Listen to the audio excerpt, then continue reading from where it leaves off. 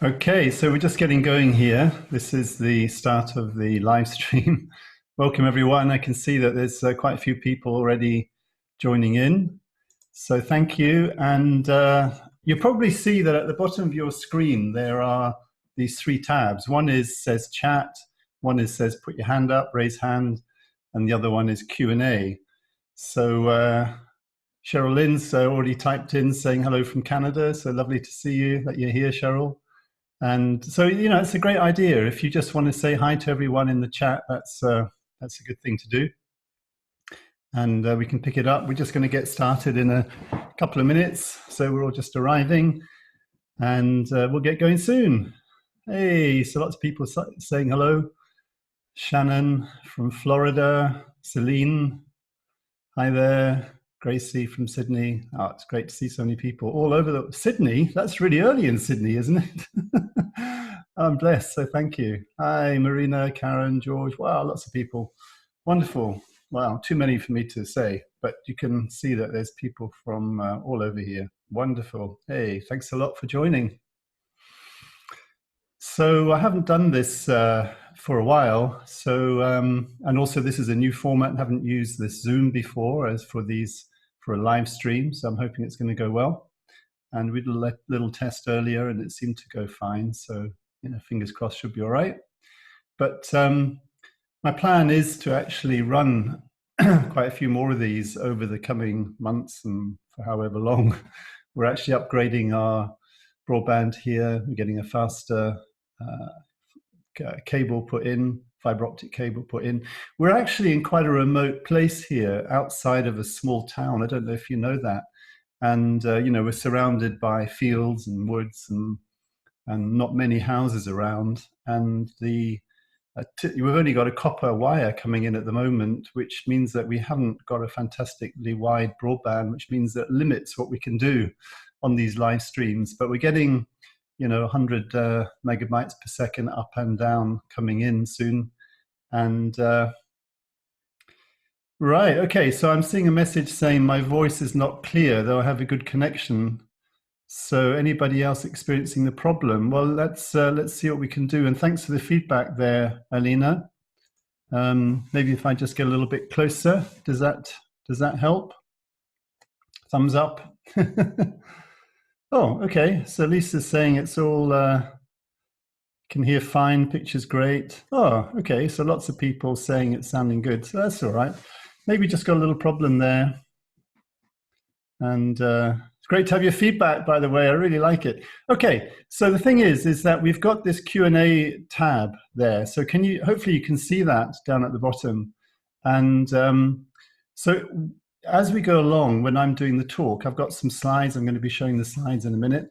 And so if you've got a question, best to put it through that tab there, the Q&A tab at the bottom, because then I can easily come back to it and see it at the end, all right? If we're just using this chat thing, it's going to be difficult for me to scroll back through and to see what's a question as opposed to all the nice comments people are making and maybe the chat you're having with each other as we go along. Okay, so let's just see if somebody's got a question, or if you want to just open it up and just type a question in. I'll be able to see if something pops up here, and hopefully, that would mean that I can answer it really easily and I can do it live. And this is a live stream, so that's what it's all about. So this is your chance to ask me questions and to get some feedback. But I'm really excited to be here today, tonight. Okay, so Shannon's answered a great question. How did your journey begin in sound healing? So thank you, Shannon, for that. So it shows that the Q&A box is opening up. It's quite a story. I actually answered this question recently. I was part of a summit run by Rush Dorset, which was on using your voice essentially to kind of become more empowered in your life. And I did quite a big explanation of that. And I'm going to get the link to that half-an-hour interview that happened, and I'll be sharing that with everyone as well. So you'll be able to hear my full story there. But just to give you a quick feel for it, Shannon, you know, what happened was that I actually went to a boarding school in England because I was born and brought up in Africa, in fact. And the school was run by, was attached to an abbey run by Catholic monks. It was a Benedictine monks called Downside, and I'll just cut to the chase here very quickly. The monks were very good at Gregorian chants, and I had this amazingly blissful kind of spiritual experience associated with the hearing and then later participating in the Gregorian chants. And that was while I was at school. And then when I went to university, actually in Edinburgh in Scotland, I then was introduced to the chanting in Tibetan Buddhism by Tibetan Buddhist monks. And so I really experienced the power of using the voice, of chanting, of these kind of sacred sounds. And that laid the foundation, I think, for, you know, for the sound healing to grow inside of me as a modality to help other people. Okay, so there's a question there of where are we located? Well, I'm actually here in this wonderful sound healing studio. It's actually part of something we call Carenza Wellness. We're in the southwest of England in a county called Cornwall. We're outside a small town called Lostwithiel. And so we're in England, southwest England. And my favorite sound healing tool, oh dear, I always get asked this question and I just don't know. You know, it changes from day to day and from time to time. And I love them all, really, including my voice. But, you know, you can see I've got this lovely gong behind me here. This is tuned to the earth frequency, to the Om frequency. It's also tuned to the 432 hertz. And, you know, it's a pasty gong.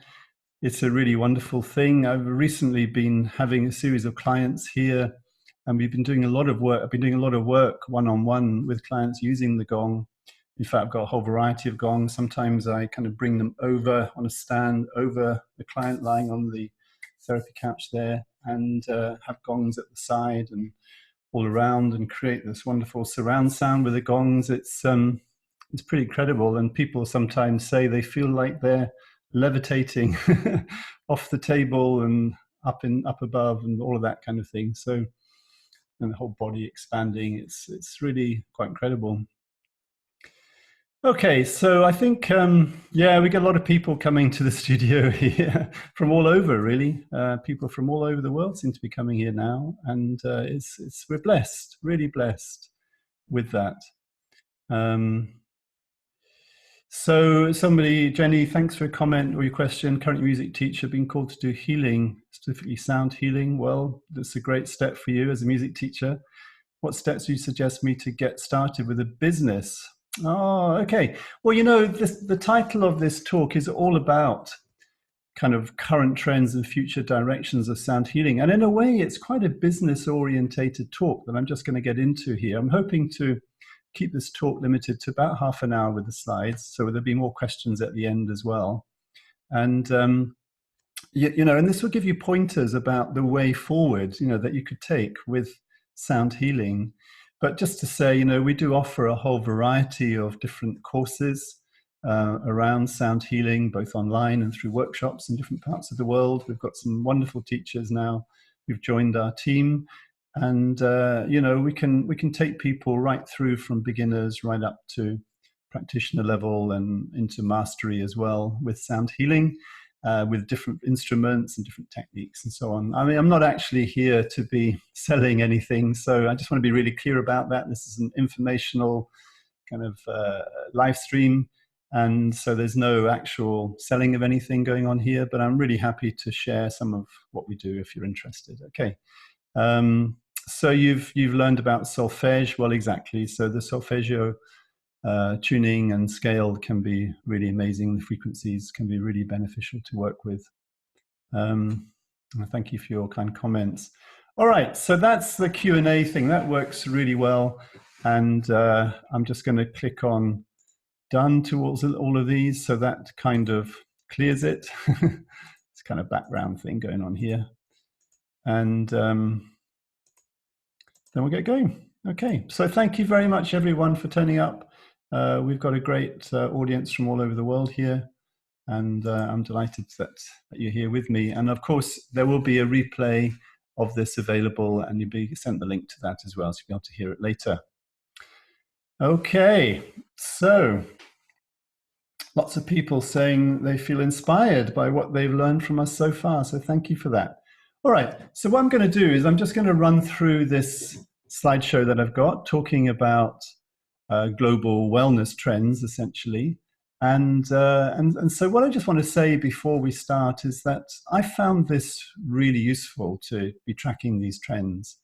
I kind of get a sense that this is, you know, it kind of helps me to orientate myself in this, because people have been doing sound healing now for quite a while, you know, maybe 30 or 40 years. And a lot of the techniques and the styles of sound healing are quite well settled, in fact, and there's more and more kind of evidence emerging from the case studies that people carry out, and we've got our own particular style here of integral sound healing or integral sound healing that we do, and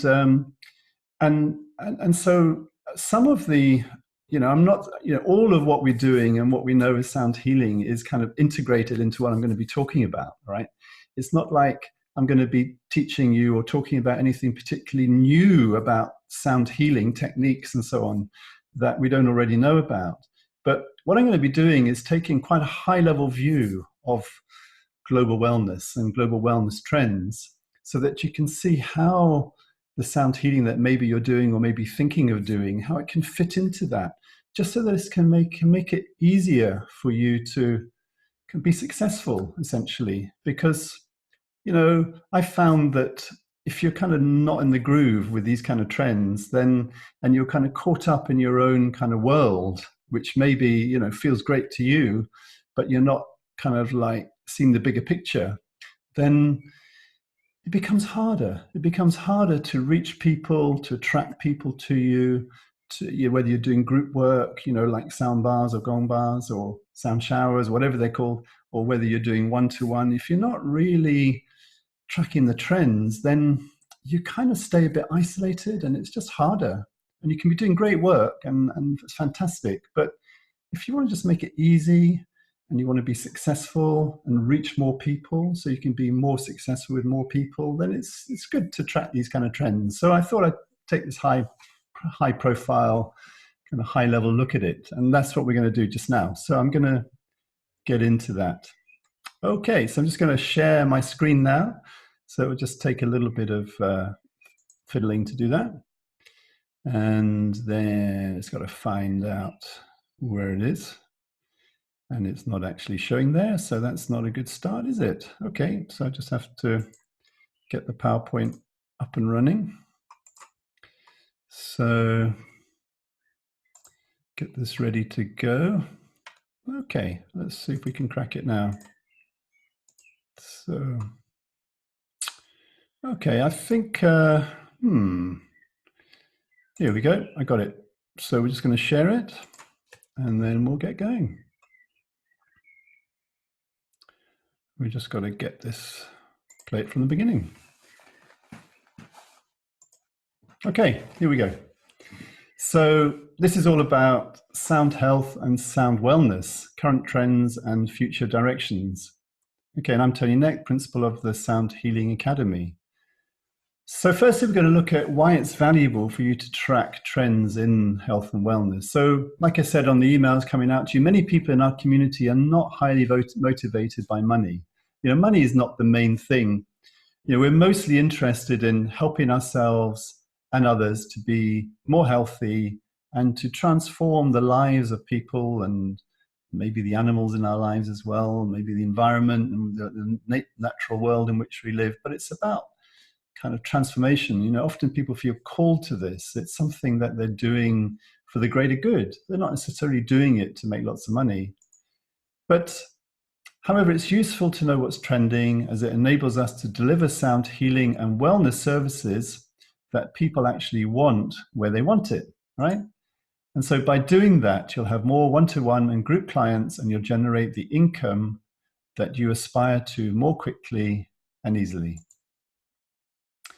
Okay, so let's just quickly look at how this fits in with our unique method of integral sound healing.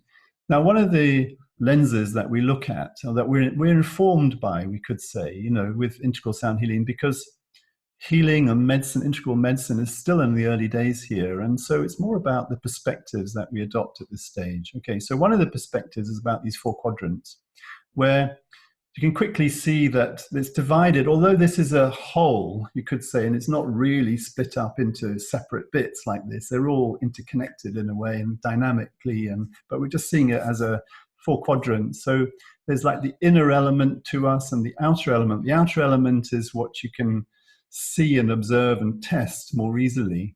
And then there's these two other dimensions. One is more about the individual, and the other is about the collective. It's about us all together. So the individual is more about the I, and the collective is about the we.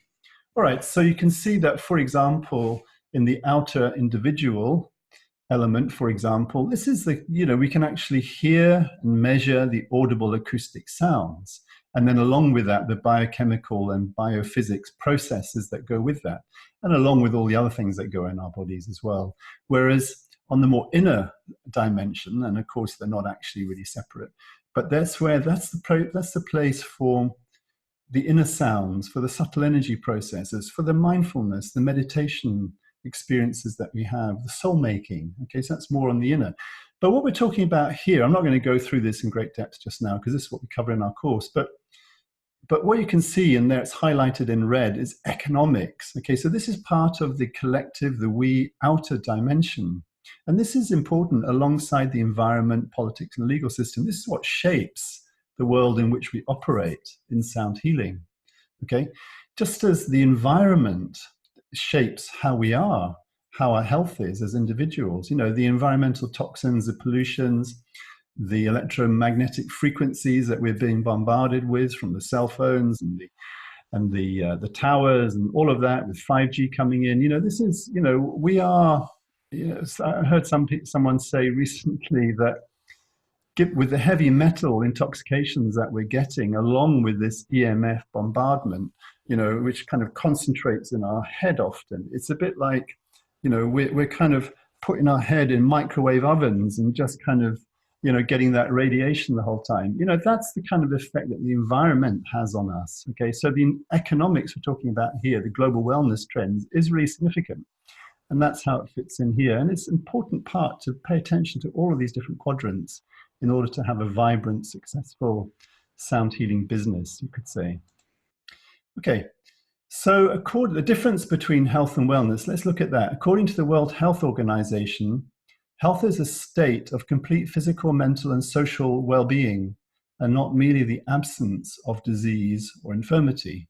Okay, so it's physical, mental, social. Now you could also add in more spiritual as well, or soul, but we'll just look at that for now. Okay, whereas the Global Wellness Institute defines wellness as the active pursuit of activities, choices, and lifestyles that lead to a state of holistic health.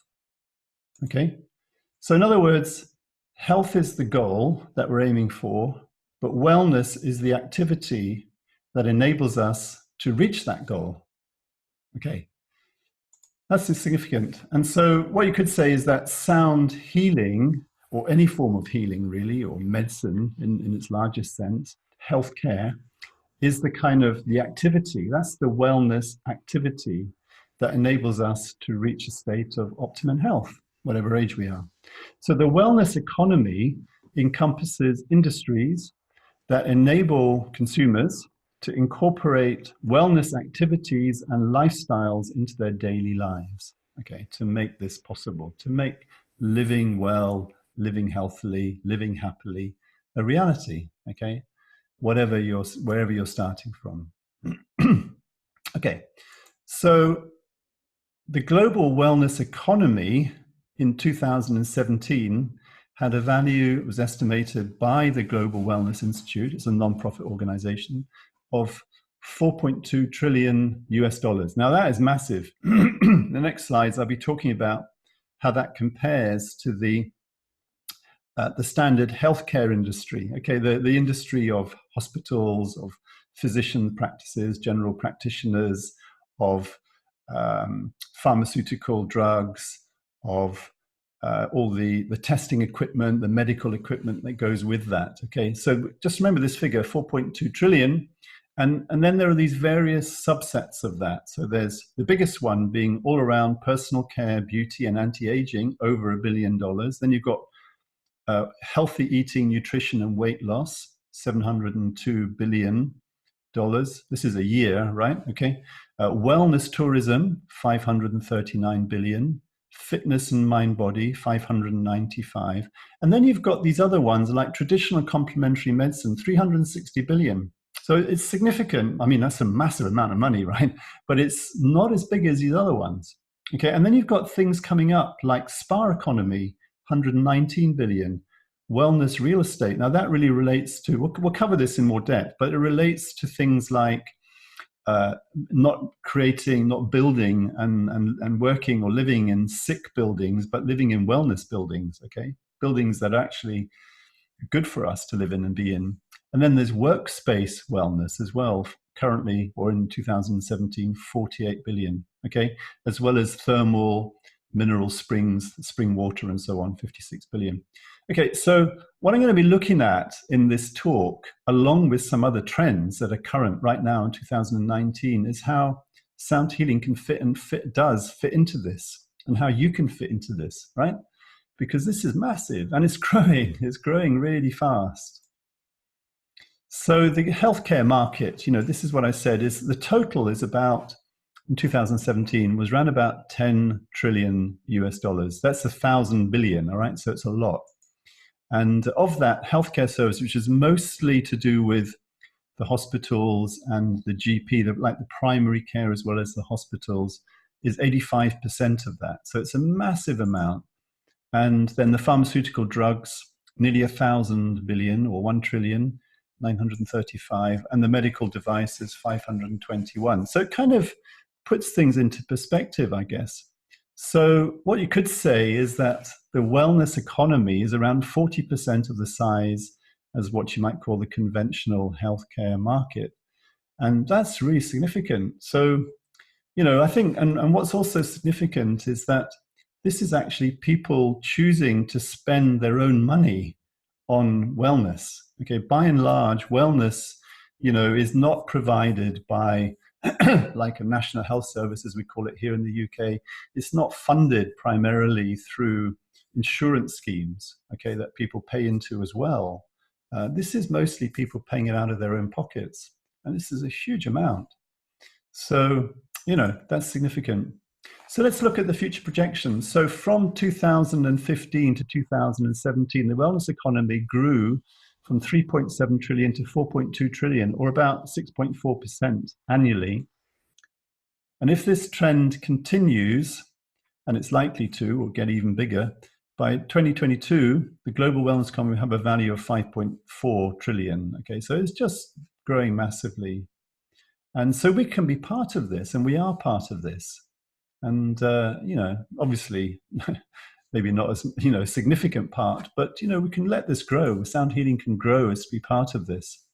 Now, I'm going to come back to this in a bit more depth, but just want to flash through quickly some top global wellness trends for 2019. And this is drawn from what's called the Global Wellness Summit. It is connected into the Global Wellness Institute, but it's like a separate initiative. Okay. And I'm putting the links up here so you can track all of these things if you want.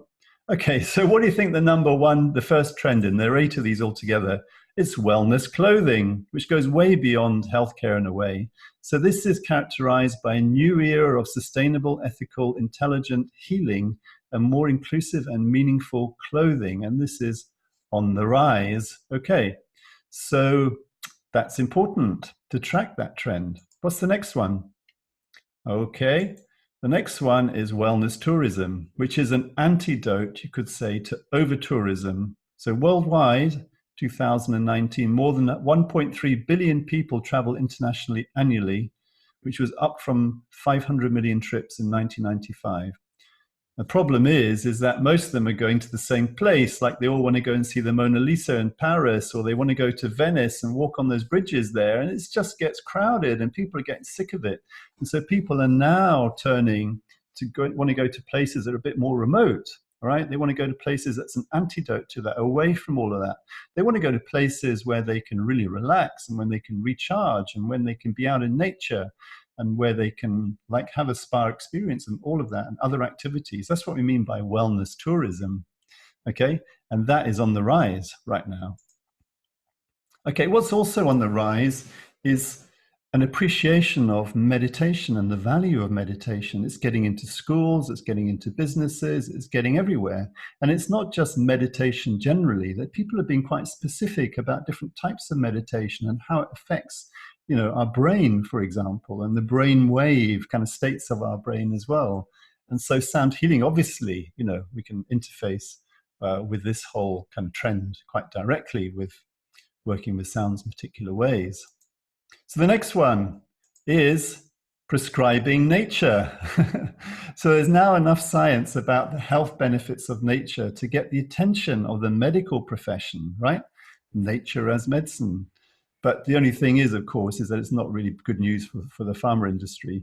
So the idea here is, you know, just get outside, walk for 30 minutes twice a day, for example. You know, that's the prescription that's coming through, and people are really following this. You know, there's a real benefit of getting out there, getting your bare feet on the grass, or getting out there using some, you know, leather-soled moccasins, you know, getting rid of the rubber soles that are so common in most shoes, and just really connecting with the energy of the earth, because that's vitalizing, and getting amongst the trees and by the sea and all of that, you know, that is what really charges us and is benefit from us. And of course, we can take the sounds outside as well. We can do it outside, the sound healing work outside, and it's wonderful. All right.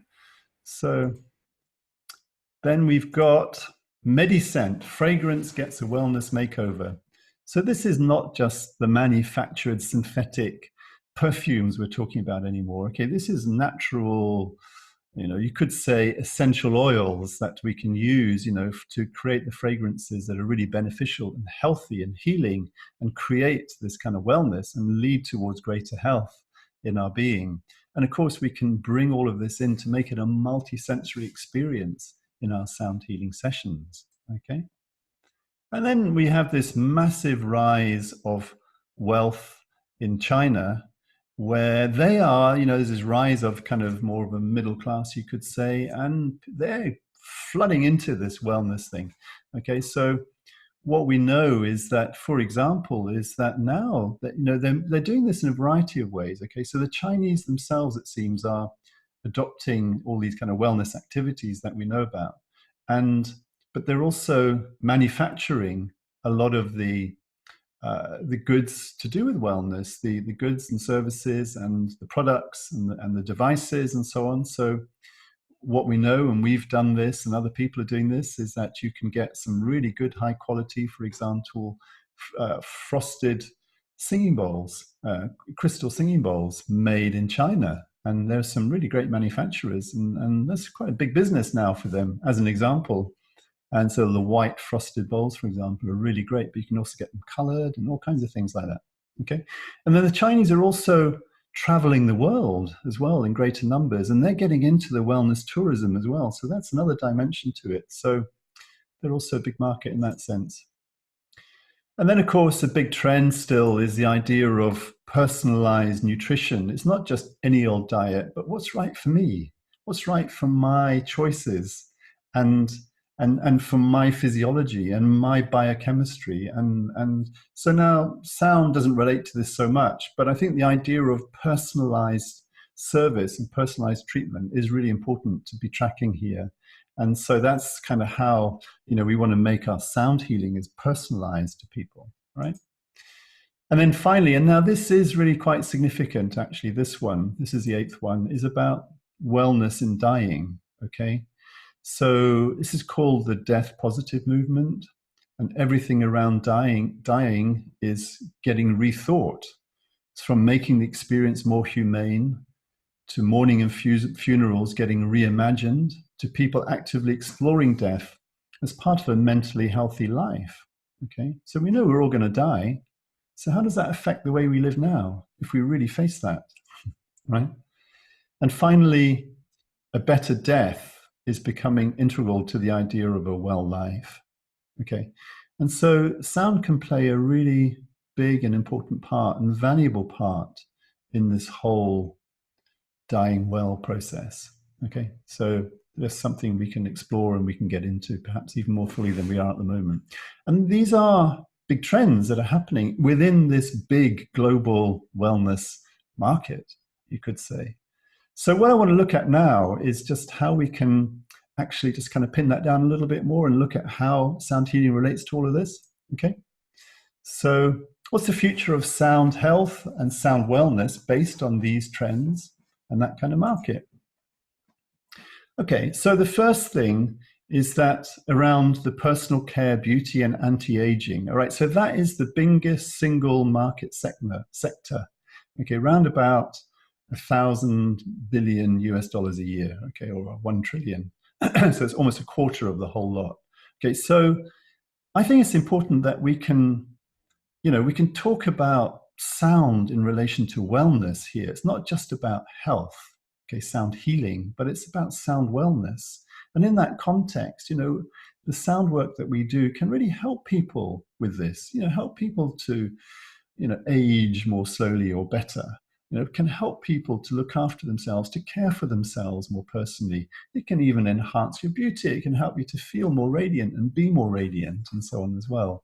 Okay, but of course it can particularly, you can use Tibetan singing bowls or other instruments to do like body massage, just like people might go for a massage with oils, for example. And then we can also do facials with weighted tuning forks that tighten the sagging skin. So that's a direct correlation with this. And I would suggest that the more we get into this is a big market, and then if you can start to combine it with other things, and I'll get onto this in a minute, but if you combine it with using essential oils, for example, which you don't need to have a medical degree in to be able to do that effectively, then you can really get into something that people really value and appreciate there.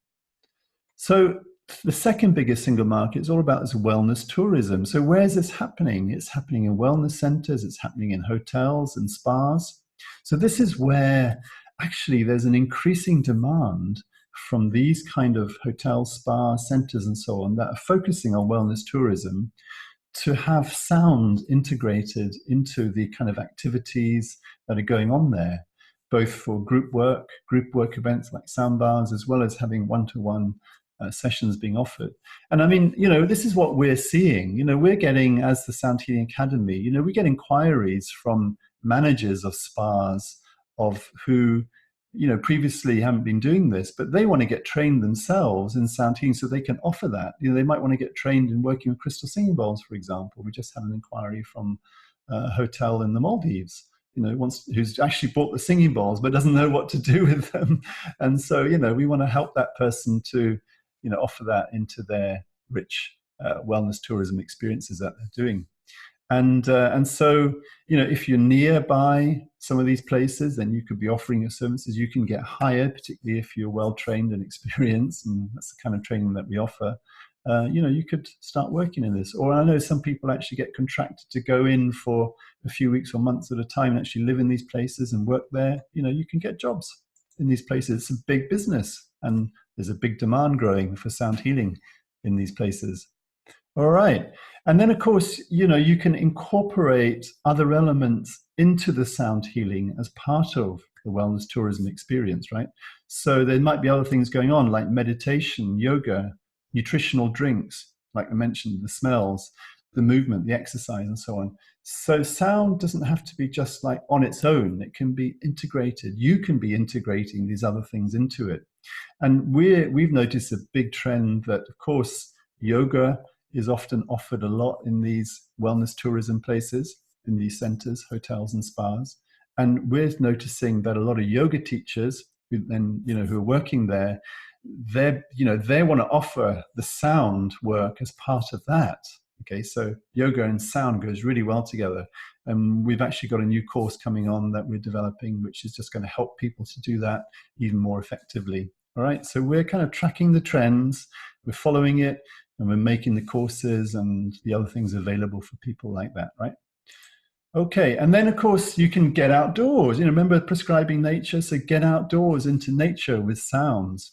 You can, you can work outdoors, but you can also, for example, you can take sounds into swimming pools and lakes and ponds and things like that as well. And people can have a great experience that way too. Okay, so the wellness tourism, is kind of global. Now, it is mostly focused in North America, Europe, Asia Pacific, but it's also happening in the Middle East and North Africa and Sub-Saharan Africa, as well as Latin America and the Caribbean. So, it is global, and sound healing is a growing element in that. All right, so track it and see if you can be part of that. It's just a picture of a sound healing event that took place in a hotel in London recently, and they integrated it in with kin, which is a particular kind of nutritional drink. And so there was this kind of tie-in there as well that participants got into too, which was really lovely. Okay, so now, of course, preventative and personalized care is another big sector in global wellness, and in a way this is the kind of the core of sound healing, you could say. And of course, prevention is much better than cure when it comes to health and wellness, right? So I think there's a lot of focus on how can we, when people are ill, when they're sick, when there's dis-ease around, then we want to help them to recover their health and vitality again, and that's really important. And so sound healing often comes in there. But I think increasingly people are valuing sound healing as being something that just helps them to stay healthy. It helps to de-stress from a busy lifestyle. It's really great to go to a sound bath, a gong bath, once a week or something like that. To do that, it really helps to go for a one-on-one sound session, like that. And people are valuing it as a preventative kind of measure, as a way of personal care.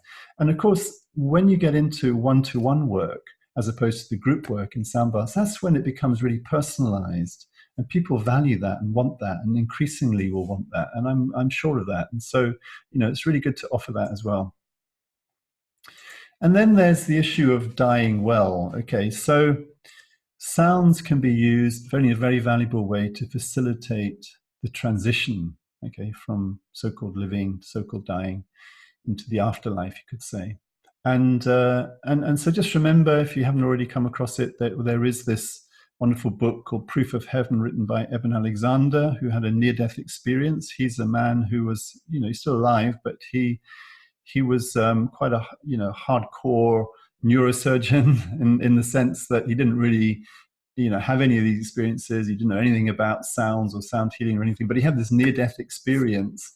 And what he noticed was that almost like in every part of the opening of the gateway to another dimension in the near-death experience, it was always accompanied by sounds. And then right at the core of his kind of connection back with source or God or whatever we call it, then that was accompanied by a kind of sounds, not the kind of sounds that we typically hear on this planet, on this earth while we're alive, but he kind of likened it afterwards to the primordial sound of Om.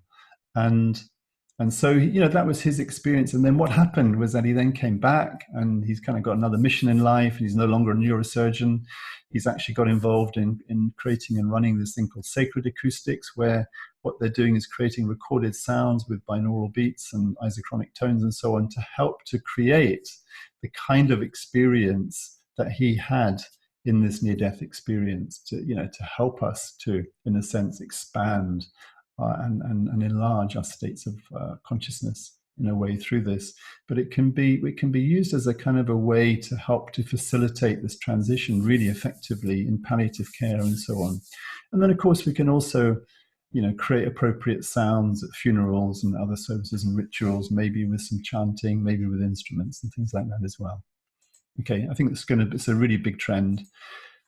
Then I mentioned, remember, the first trend I mentioned was all about wellness clothing, and of course it covers fabrics too. So we got to allow, this is a sort of a big thing that people are getting into, right? So it's more about, the natural organic cotton. It's about working with wearing bamboo clothing, and it's about maybe working, having woolen things around. So it's natural fibers in that way, and ideally sustainable and environmentally sound too.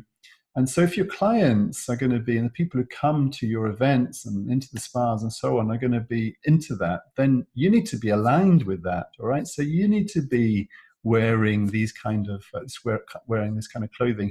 But also, what's significant is that we're finding that the healing work we do is actually much more effectively when our clients are not wearing synthetic clothing, for example, and when we're not wearing synthetic clothing. It just really helps and facilitates the healing process much more effectively. So it's really good to get onto this and make sure it's happening. And then, of course, there's the issue of wellness meditation, taking it into schools, taking it into the workplace wellness. These are growing trends, and sound is part of it. The Googles of this world are actually paying for their staff to have sound bars, all right? And it's really helping. It's helping them with, to have a better, more wellness in the workplace. So it's really great. Okay, and then it's kind of, well, where is this all happening when it's indoors? What kind of building are you in? Okay, are you doing this one-to-one work or your group work? Right? Some buildings are designed and built and they're not very healthy. There is the sick building syndrome. And so there's increasing awareness that buildings can be they can be, and there's this well building standard with 7 kind of key dimensions for healthier building, looking at air quality, water quality, nourishment, light, fitness, comfort, mind, all these different aspects. How is the building contributing and helping to sustain that, right? And so, just putting it simply, it's like when you're operating, as we are here in our studio, which is actually built with wood mostly, a bit like the one you can see on the screen there, although we do have plaster on the inside, so it's not wooden everywhere. A building like this is going to be so much better for sound healing work, particularly if it's got good acoustic qualities, as this one does. We've got acoustic boards here as well. This is where you want to be, all right? So, and increasingly more over time. So being conscious of that, it is a new trend. It's part of the rising trend. So be careful about where you work, where you do your sound healing work.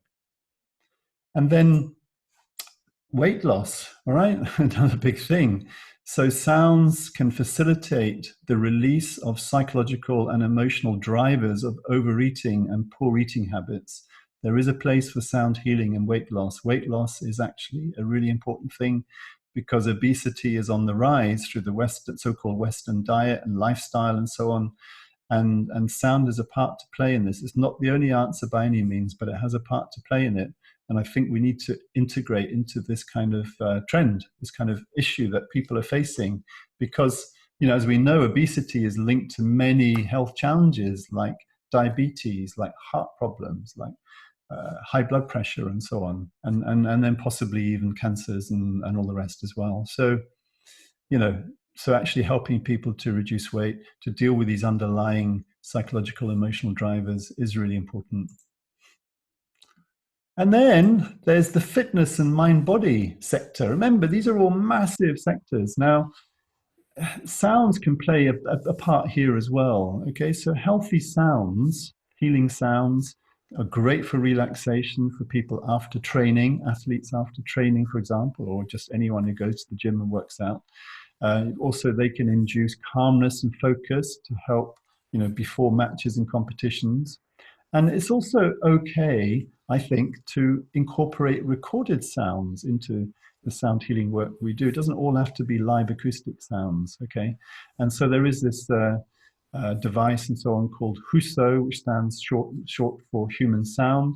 And, it is being used by athletes around the world now to help them to do this. So I think we can also integrate into the fitness and mind-body sector as well. Okay, we're nearly getting to the end of the talk here. So how can you surf the ways of expansion in global wellness? Okay, so I reckon it's worth to keep tracking these annual global wellness trends. And you can do that through this Global Wellness Summit. And then you can track the overall kind of picture of the size of the market and so on through the Global Wellness Institute as well alongside that. And then adjust what you offer to match the trends. Look at the big picture there. Look at how you can integrate into that, how you can get into that, right? And be part of that. And I've kind of come up with some suggestions about that as we go along here, as in this talk. And then, so when you're developing and marketing your services, target these specific niche trends that are happening. That will just make it easier for you to have a really successful business, have a really successful time in this global wellness market, and it can be global. It doesn't have to be just limited to your community, your neighborhood, your town, your city. But the key mindset is right. It's not just about sound healing, but think about it as being sound healing plus sound wellness. Remember, there's a distinction. Wellness is the activity that leads to health. Healing is one of those activities, right? Healing is an activity that leads to health. Okay. But really what it's all about, it's about transformation. It's about helping people to transform their lives for the better, ultimately. And so think in terms of transformation and think of the role that sound healing, sound wellness can play in that transformation. And then that's the way to be going, I reckon. Okay. So just finishing off, keep an eye on your inbox for future live streams from us. This is the start of quite a number that I'll be running, and I'll be joining with other people on a panel, so to speak. And, Sound Healing Academy, I think, is the right place to be. Okay, this is the kind of things that we do. We've got some great training courses and so on. And I see Blanca has raised her hand. So thank you, Blanca. So we've come to the end of the talk. So I'm going to come back to you, Blanca, and I'm just going to stop sharing the screen now, and then we'll just have me in the full screen there. So hopefully that's it again. Right. So thank you for all that. And I can see that there's been lots of comments happening while I've been talking. And I thank you very much for all those.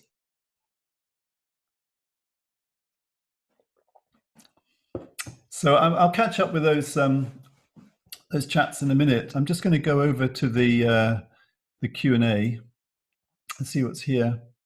What do you think about didgeridoo and sound healing? Well, didgeridoo is a great instrument. I've participated in sound healing workshops where we've incorporated didgeridoo into the process, and it's fantastic. You can, obviously you've got to know what you're doing with it, and you've got to be able to play it well, but you can play the didgeridoo over people, you can have the end of the didgeridoo quite close to people, and it creates incredible vibrations, and people really love it, and it's a great thing to be doing.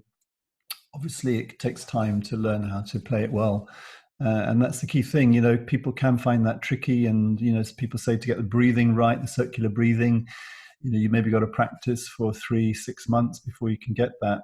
So it's not something that we particularly teach, because we just want to teach instruments that are really quick and easy to learn, but have subtleties to them, so that it's not just about tapping a ball and just thinking that's all there is to it, but it's lots of different ways that you can learn to play easy to play instruments. Okay, so didgeridoo is a great one. So Camilla, thanks for your question. So she's saying, I just finished my first level integral sound healing course, which I've really enjoyed and valued. Great. So is there a way to offer sound healing remotely? Okay, that's a really great question. Okay, so, well, yes. I mean, I think remote healing, or distance healing, as some people call it, is really, possible. Now, the actual frequencies of the audible sounds that we create, which kind of blossom out from us, probably in themselves do not carry too far, right? So, that's not going to be the main thing. So clearly what you can do is a bit like this, is that if I was to get an instrument and play it in a situation like this, online while I'm working with somebody remotely, and particularly if they've got like good headphones on or something like that, or earbuds, then they would be able to hear the sounds that I'm playing, and they would have an experience of the acoustic sounds, albeit through the digital medium of the internet.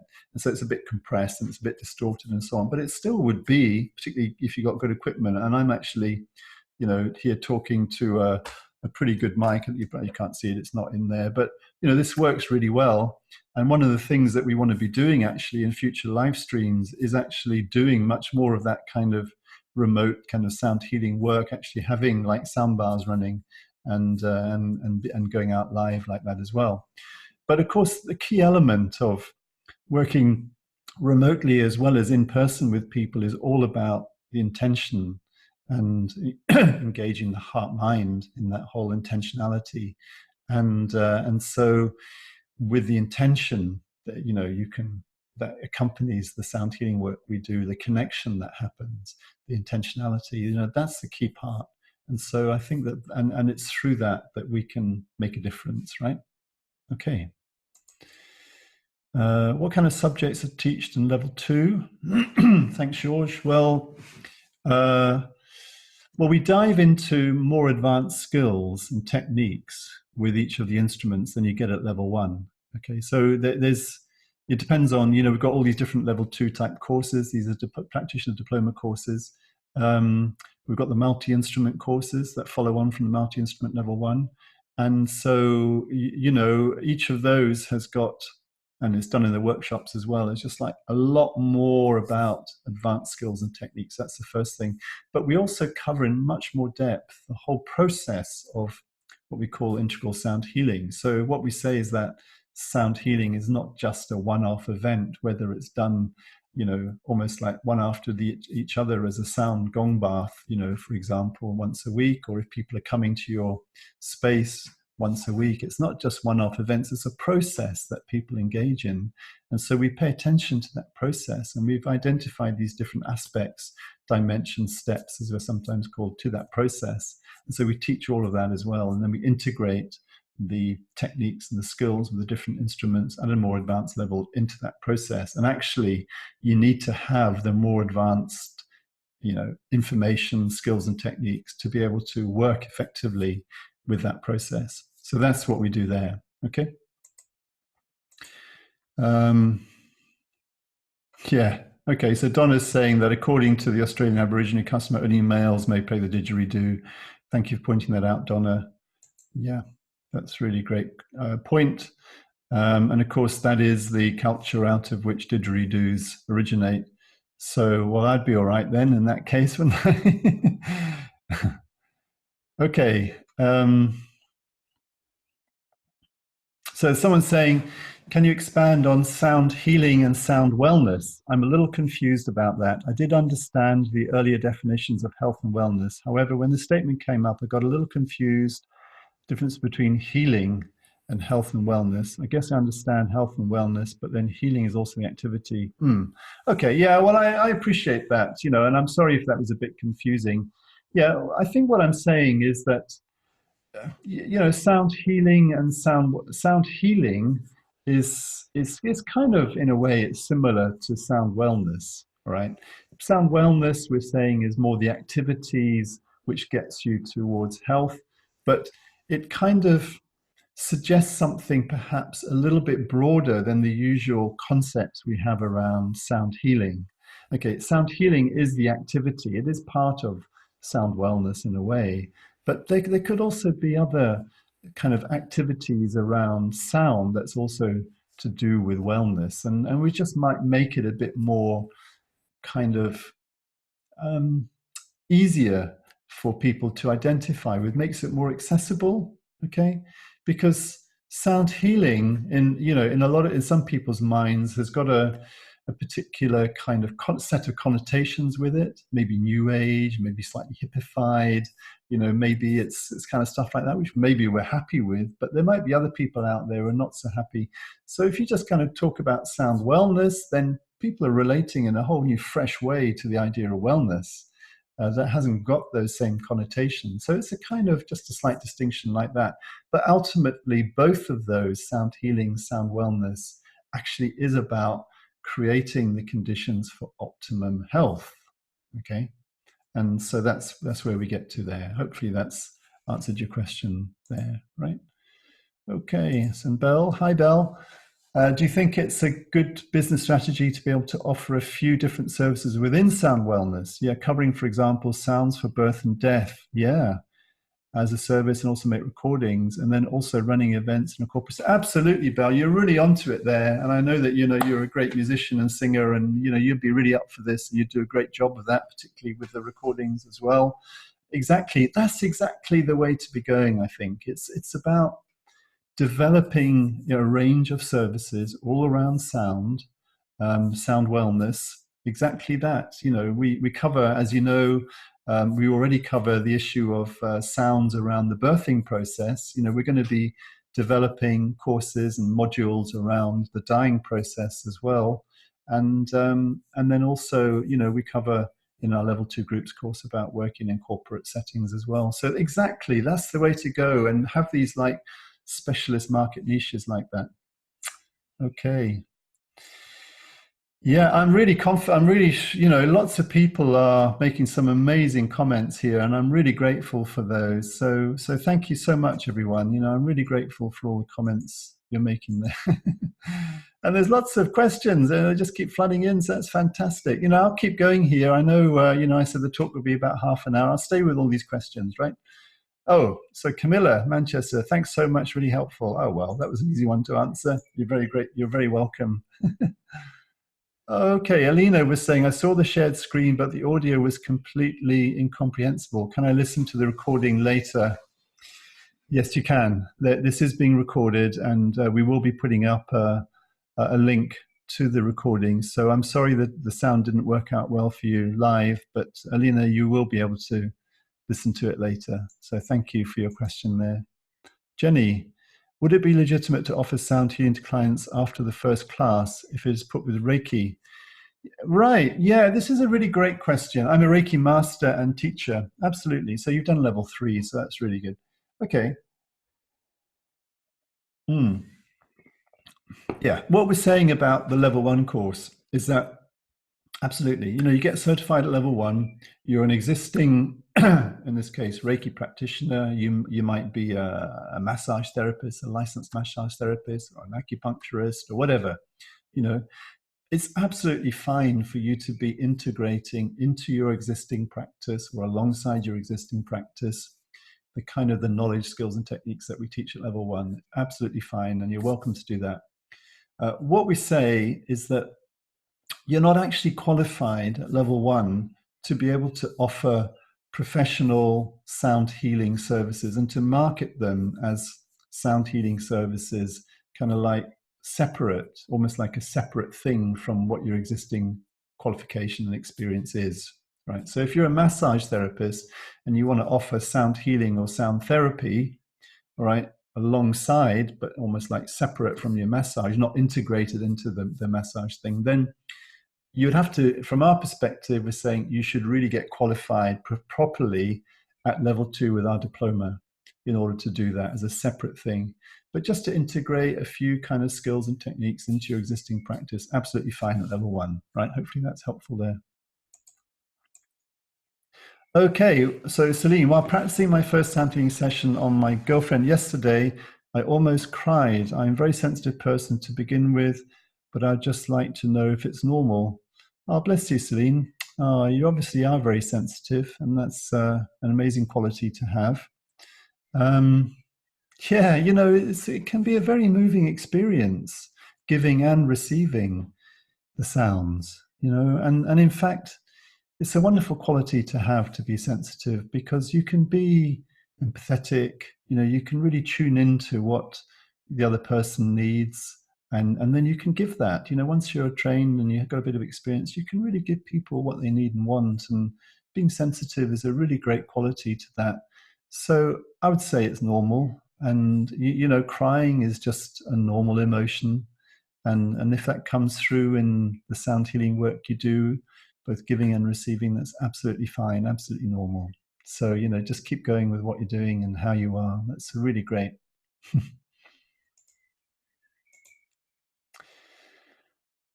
Okay, so this person said, thank you, it makes it more clear. Sound healing is more specific and sound wellness is more accompanying. Yeah, that's a great way to put it. Thank you for sharing that. Helen May, can you say a bit more about the use of the voice? Yeah. Okay, so like 2 questions around that.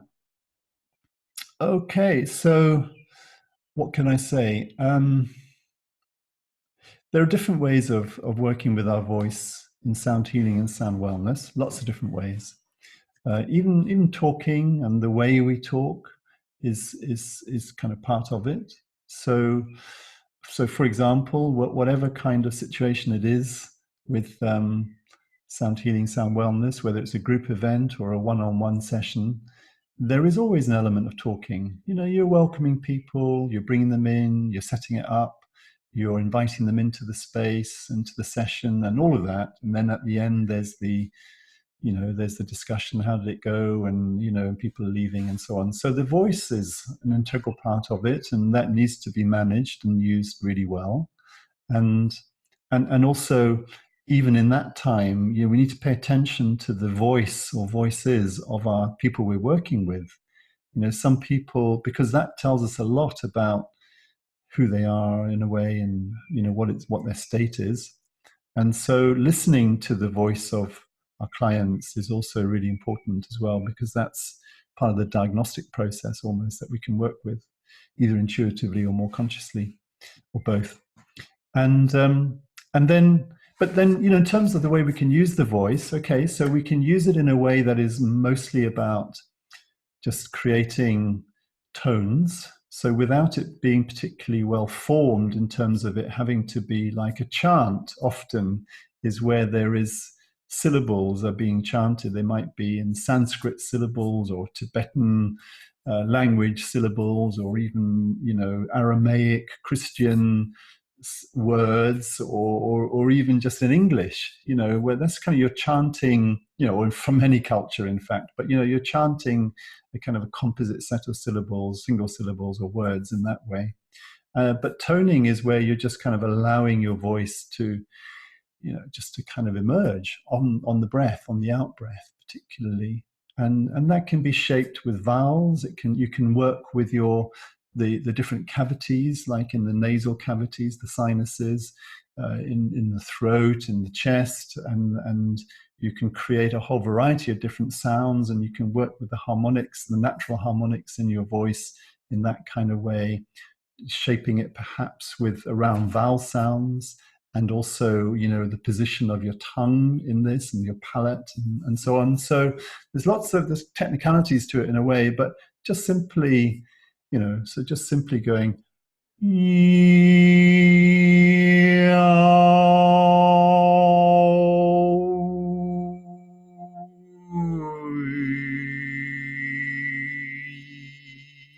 you can just do things like that, and then you can direct those sounds to different parts of your body. So if you've got a slight tension in your shoulders, you could be toning into your shoulder.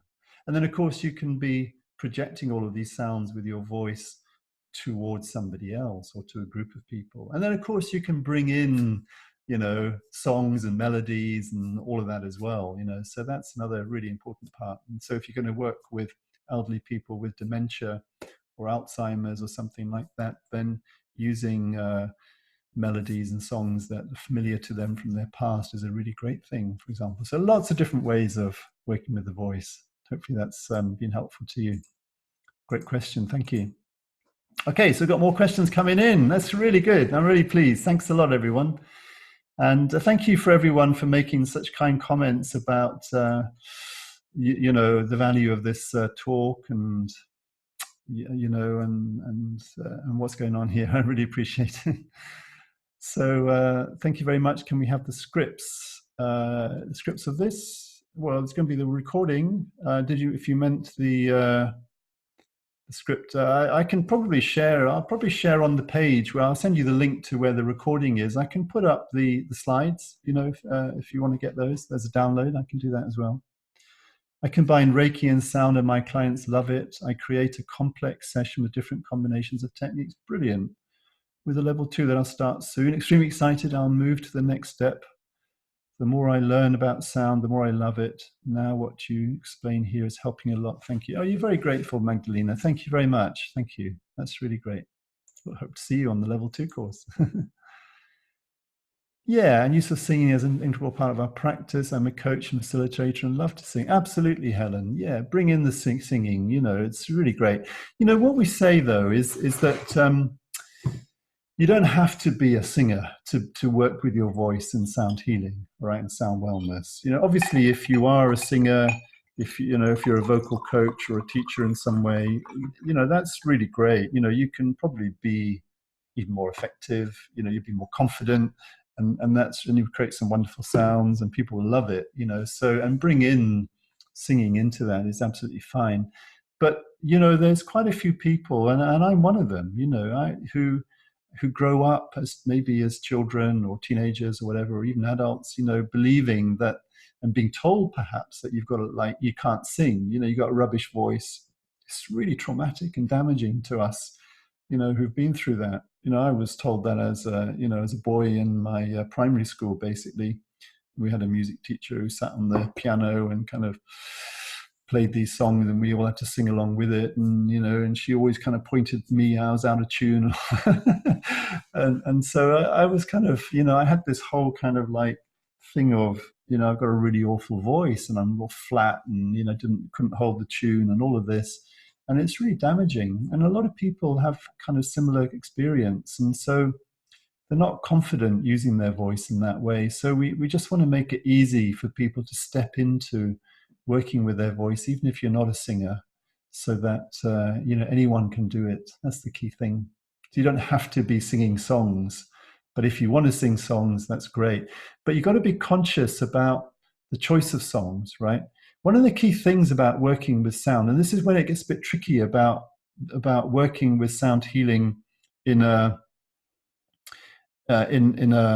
group, is that the key thing is that different people have different preferences, right, for music and sounds and songs. And while some songs are kind of like commonly valued and appreciated, like you could say Amazing Grace, for example, most people like it, love it, but not everyone does. And so in a group of people, you're going to have different tastes. And so you can actually switch some people off by singing songs, right? And one-to-one work, it's much easier. You can ask them, what kind of music do you like? What kind of songs do you know? What do you like and love? And then you can kind of work with that. And that's okay. And that's the best way. So you've got to match the preferences of your clients when you're working with music and songs in that way. That's the key thing. You see, the value of a lot of sound healing instruments, like the gongs, for example, or like your toning in that kind of way with your voice, is that it's outside of the framework of most people's conception about music and about their preferences for music. It's kind of much more spacious. There's not so much form to it. And people can then accept it and allow the vibrations, the frequencies of the audible sound, to kind of sink in and affect them in a way without their conscious mind going, oh yeah, I know this one, I like this one, I don't like that one, I know what's coming next, I'm expecting this, I'm expecting that, and the whole brain gets engaged in it, and particularly if you're a musician or a singer, it's even more active, going on like that. It's like with sound healing and all of that, sound wellness, it's kind of, you step out of that. And that's one of the reasons why it's so beneficial and powerful. Okay. Shannon, for some reason, I'm almost scared of my voice, even when practicing with our Healing Voice and Level 1 Foundations course. I was alone and felt really uncomfortable even being alone. Is there a way to maybe overcome this fear or this uneasy feeling when I use my healing voice? Well, thank you for being so honest and open about it, Shannon. It's like what I would say is that, maybe you need to do this on your own, or just with one person or a small group of people people you know and trust and who is supportive to you anyway.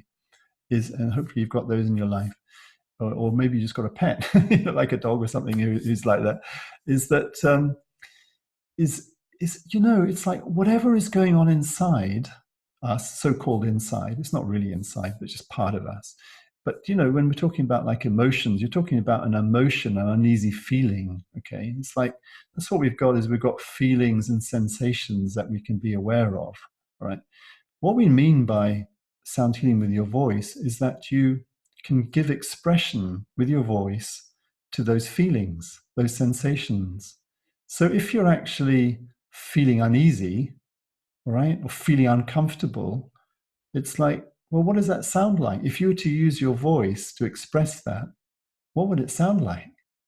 So it's not like you have to create something, you have to imagine some beautiful kind of sounds or whatever, particularly if you're just doing this initially for yourself, right? Is you just want to give expression to whatever is arising in that moment.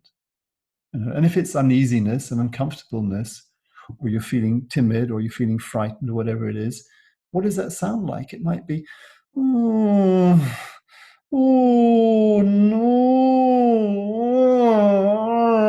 And you can move around and you can kind of get into it in that way. And so, when we're talking about using the voice, we're often talking about natural sounds that we naturally express anyway. You could say that coughing is using your voice to express a sound. Crying, when you kind of go, and you're making a sound with your voice, that's part of it. It's not something that's separate from how we are naturally. That's the key thing. And the more you can kind of get into that, the easier it becomes to let it come through and to express that. And then also, if you're working with a client, to kind of get a sense of what's going on for them, or even they tell you, and then you can kind of work with them. Another key thing that we teach, right, is that when you're working with like one-on-one with a client, is that maybe they start expressing some of these emotions like crying, right, in a session. And then what you can do with your voice consciously, but subtly, it's got to be done really subtly, is that you kind of mirror them. And so when they start crying, you kind of create sounds that sound a bit like them crying, okay? And that gives them permission to carry on and do more and release more, okay? So that's another way of working like that. Hopefully that's helpful to you there. Okay, great. All these questions, isn't it wonderful? Nisa I don't know how to pronounce it. Nisa Omerovich, perhaps. Thank you for answering my previous question. I just have one more regarding offering sound healing for kids. Are you thinking about creating a specific course on this, or is it already included in the level 2? Okay, great question. Yeah, in the level 2 groups course, we have a module there about working in schools, so with young people. And that could be any age. So some people work with kids like in kindergarten, like 2, 3, 4-year-olds. Some people into primary, some people older, teenagers and so on. So yeah, we do cover that to some extent. And then also we have a module there around working with pregnant mothers and then young babies soon after birth and the babies after that. So, it's quite a lot covered there already, but there's maybe more we could do. And we're always looking to get feedback and expand on what we do and what we offer. So I'm sure we could do more.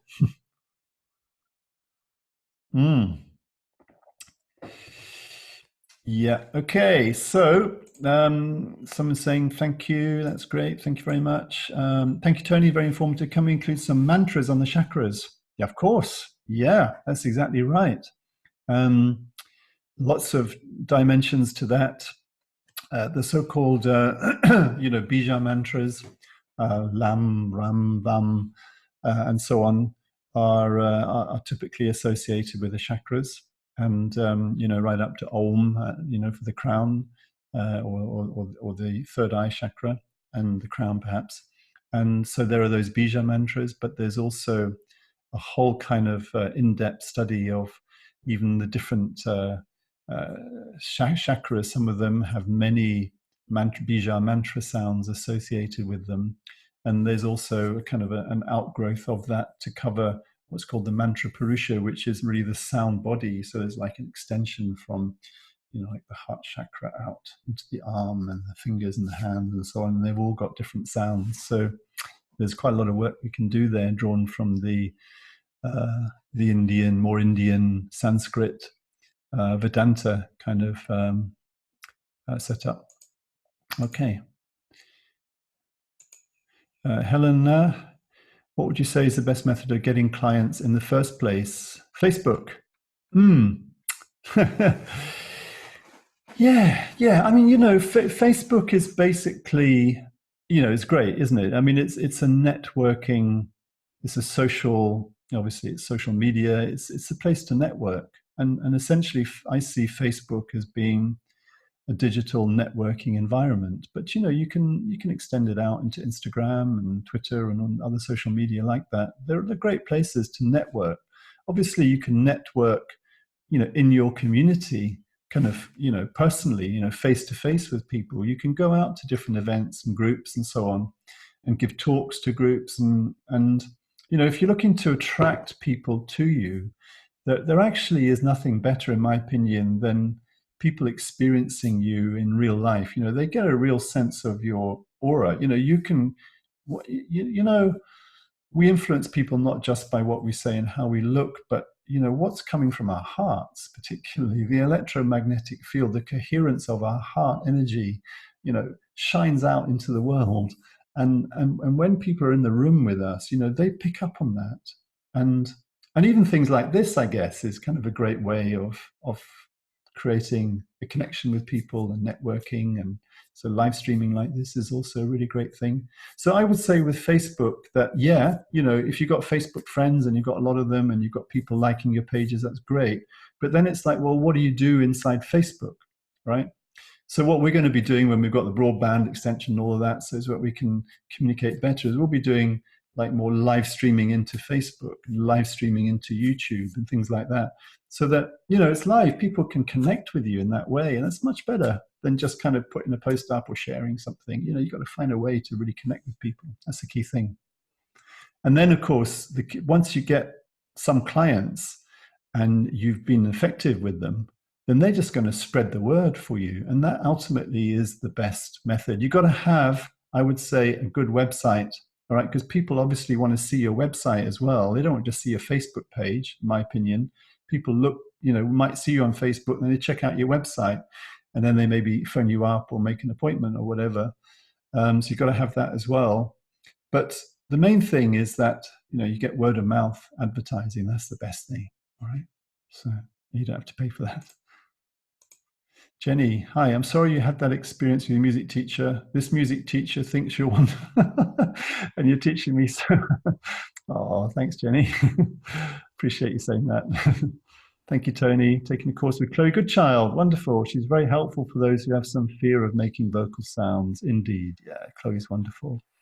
Yeah. Highly recommend her. Shannon, thank you so much. Really appreciate it. Very welcome. Hello, May. Shannon might find Chloe Goodchild was useful. Hello there, Avi Hai Pereg. Thank you very much for offering this. I have a question regarding my sound healing experience. I was in the sound healing about 1 hour, and after it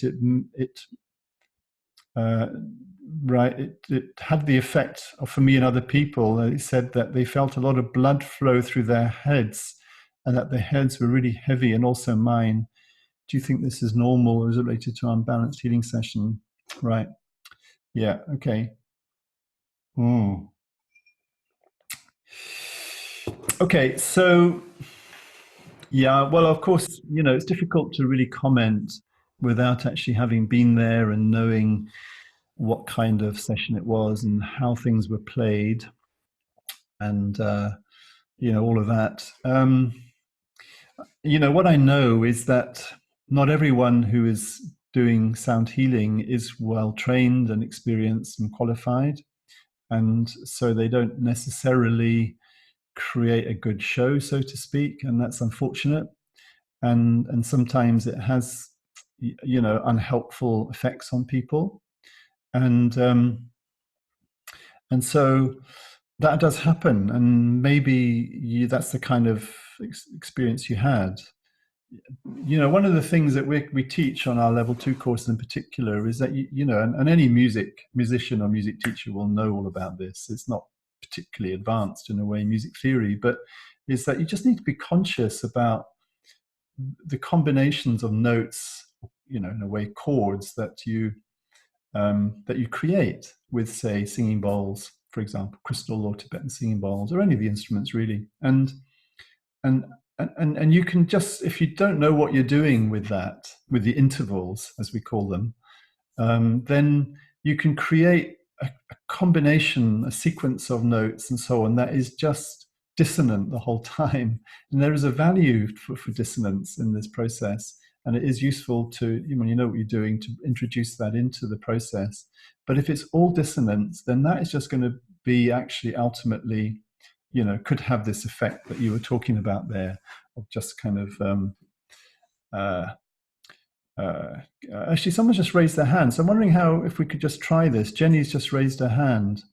So I'm not sure how, I've not actually done this before, Jenny. So I'm trying to click on you and to see if you can come on. Oh, a lot of people have raised their hands. Okay, let's just see, Jenny, hopefully you've got you want to talk. Let's just see what you want to say.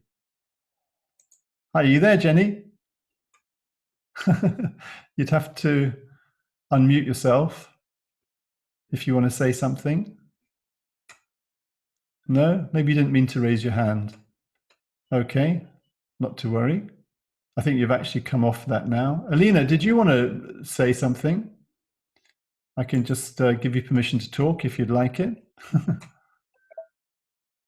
Hello? There's quite a few people here who raised their hands earlier. I'm sorry I missed you earlier. Okay, maybe not. Are you okay there?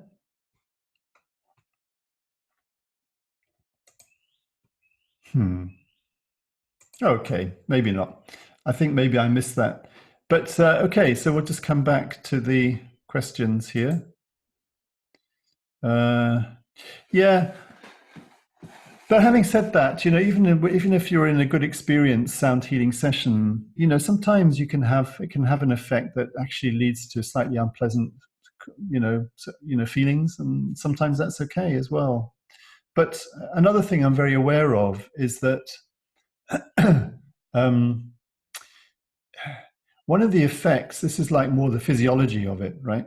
One of the effects of sound healing can be that it's very good at, in terms of the autonomic nervous system. A lot of people are living in a state of chronic stress, and so that tends to have the effect, but not always.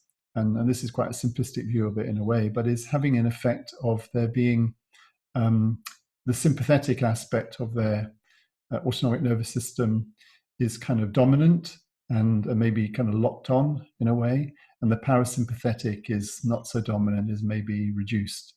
And so you've got this imbalance. And what sound healing can do is that it can really help to bring up the parasympathetic. But if you don't know what you're doing, you can bring that up so much that actually it kind of almost like knocks people out too much, right? So they actually end up with this real kind of like heavy, kind of spacey sort of feeling of not really being able to move and just want to lie there, for a long time without moving. That's when it's gone too far. And so, maybe that was also happening to you there, and in which case it's also another example of the sound healing session being slightly unbalanced, or maybe not ended in a particularly conscious way that enables people to kind of rise out of that state and drop the parasympathetic down again and bring the sympathetic up so it's more balanced at the end. Okay. And then Paulo, usually in my sound healing groups, I integrate experience with artistic expression. Session after session, people have a mosaic of their experience. What do you think about that? Fantastic, Paula. That's really great work. That's really great. I love this whole thing about integrating sounds into, with other things going on. Artistic expression is fantastic. Providing, I've done this as well. You provide paper and crayons and colors and all of that for people to work with, and they just kind of express their feelings, in that way without necessarily talking too much about it. That's a brilliant thing to do. I really appreciate that, and that's wonderful. I think that, when people, I was talking about like wellness tourism and so on. When people go to these wellness tourisms, places, then they want to have a range of activities going on. They might actually be interested in doing something with art.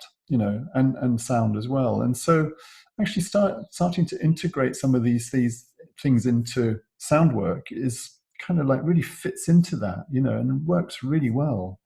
And it's all part of a kind of, the arts generally, I think, and the creative kind of world in which we live. So that's really good. Thank you for sharing that. Camilla, I've been on Zoom meetings before with other groups, and usually there's an option to mute or unmute. With this one, there isn't. So I guess as attendees aren't able to speak. Okay, is that what's going on? Okay, well, thank you very much for saying that, Camilla. I really appreciate that. Yeah, okay. You could be right. There could be a settings thing I need to pay attention to there. So thank you for that. It could be that people are already muted, but if you want to put your hand up, which I see you have. Okay, so Camilla, if you're there, I'll just see if we can, great, okay, allow you to talk. Let's just see if I could do something with the setting here. So are you there? Can you hear me? Yes. Hey, brilliant. I unmuted it. All right. Fantastic. Oh, well Thank done. you. Brilliant. Oh, that's really good. That's really good. So it can be done, right? I just have to click that button there to unmute the mute, allow your microphone to come through. Sorry, Camilla, did you want to say something else, or you just been helpful? No, I was just offering to help with the people who were trying to speak. Oh, brilliant. Okay. Yeah, sorry. Okay. No, I really appreciate that. So thank you. And I guess what I can do here is I can say, well, we'll disable you talking, and that's the end of it. So we'll see if anybody else wants to join in. But thank you, Camilla. I really appreciate it. Okay. So if anybody wants to talk, and say and offer something, now's the time. You could just put your hand up, or I could come back into it again. I see we've still got quite a few people on the session here, and I'm really grateful for you staying. It's really brilliant. Marina, thank you so much, for saying, great information as always. Blessings to you. Thank you for your blessings to Jane. I'm just going to quickly scroll up on the chat a little bit and just see if there's anything there. I'm blessed to have completed my sound healing training with you, Tony. Having wonderful results. Thank you, Mary. Found that firstly, you must be in a good place yourself. Then the connection and intention with your client is most important. Absolutely. What you have learned in your sound healing course will flow naturally from you when you trust. You'll also find if you work from your heart space, you'll have amazing results and you will attract more clients. Yeah, that's really good. Your courses are much more than just a certificate. Namaste. Oh, bless you, Mary. Thank you for that.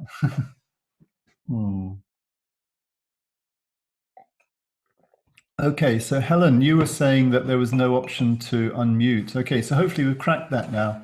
Does anyone want to say, Alina, are you there? Did you want to say something? I don't know if you're still there. Are you there? I could, if I, unmute. Okay, I don't think Alina's there. Anyway, I think we'll probably just not worry about that. If anyone wants to talk, you can put your hand up and, I'll catch you now. Okay, so how are we doing? We're getting there. Okay, so Helen saying, just to confirm, your courses will be very helpful for me, who is very much interested in using my voice for healing sound practice.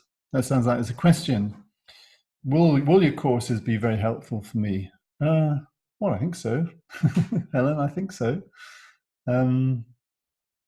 Yeah, I mean, I don't know how much you've done, if anything, so far. But we have this process where you start off with a level 1 course, and in fact, we occasionally every 3 months or so we have this offer where you can get in online quite cheaply, for roughly $200, and then you can also get, as part of the bonus, you get a what we call a deep dive into one of the instruments. So you could take a deep dive into the voice part, as part of that, and that's a free bonus that you get.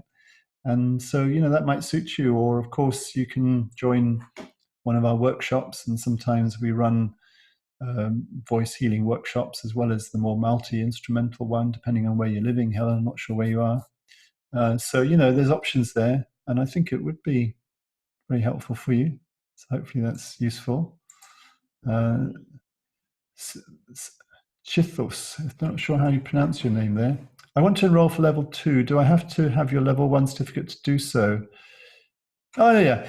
No, you don't have to actually complete the level 1 and receive the certificate to enroll with level 2. So you can just go ahead and enroll. And in fact, I'm not really trying to sell anything here. It's not my explicit intention of being here, but I just let you know that we are, in the last 2 weeks of June this month, going to be making an offer to the people who've been on our level 1 course that you can join a level 2 for a discount. All right, so that's coming up, and so maybe you could take advantage of that and come and join us on level 2.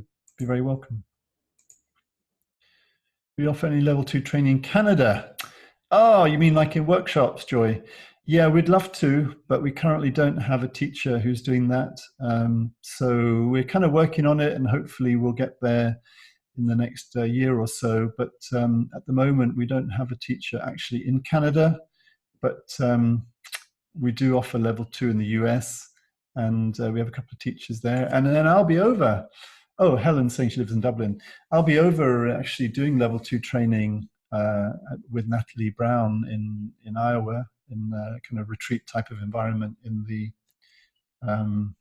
July, actually next month now. So that might be an option for you, flying down there, if that suits you, Joy. So Helen's saying you live in Dublin. Yeah, okay. So Simona, our teacher there in Dublin, she's great. She's done a lot of work with voice.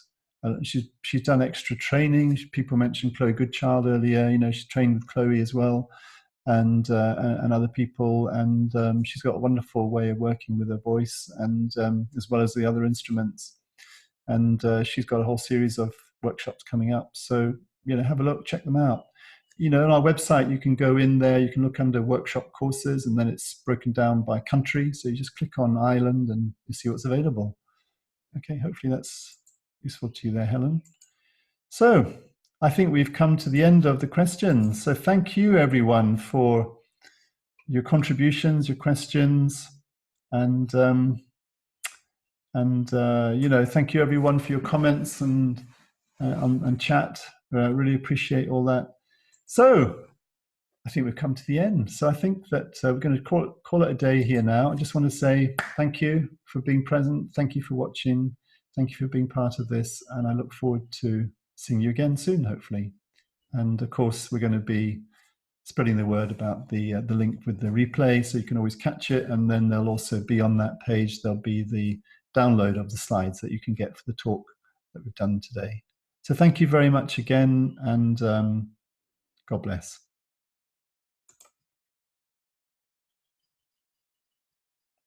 Thank you for your comments, everyone. I really appreciate that they're still coming in. It's brilliant. I'm really pleased that people have found this useful and interesting. Thank you.